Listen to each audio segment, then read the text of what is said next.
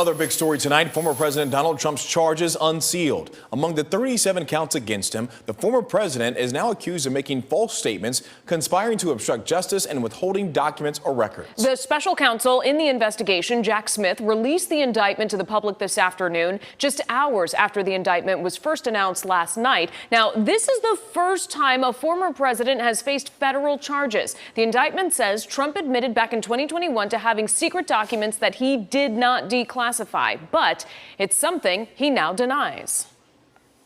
I'm an innocent man. I did nothing wrong. I'm innocent, and we will prove that very, very soundly and hopefully very quickly. Meanwhile, former President Donald Trump is due in federal court next week on a new indictment which says the classified documents were found at Mar-a-Lago. Right now, Western News political reporter Greg Fox talks with local members of Congress about this case and the former president's latest bid for president. Because it's election interference at the highest level. There's never been anything like what's happened. His own video message was released soon after it was revealed that the Department of Justice had indicted former President Donald Trump on charges related to the alleged mishandling of classified documents after he left the Oval Office. His aide, Walt Nauta, has also been indicted.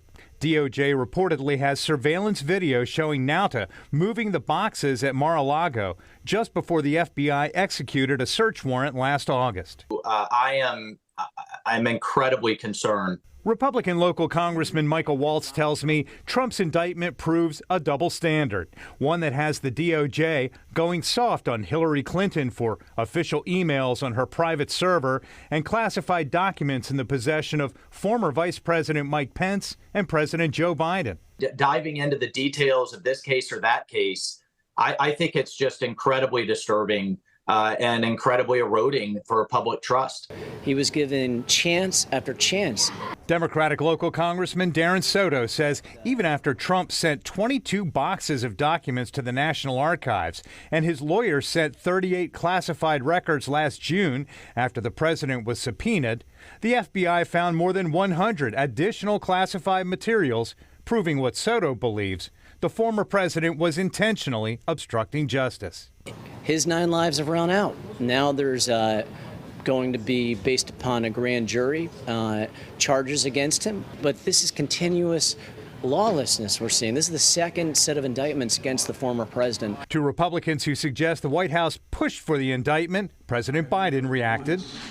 Not one single time suggested to the Justice Department what they should do or not do. It'll be interesting to see how voters react to the Trump indictment.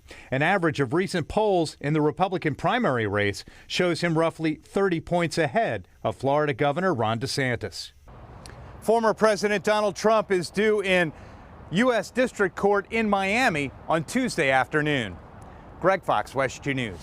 It's believed the former president will face a 7-count indictment. Despite that and other ongoing court actions, Mr. Trump can continue his campaign to seek the Republican presidential nomination. And of course, that's up to 37 charges there as well. Coming up at 5:30, the response from other candidates running in the 2024 race against the former president.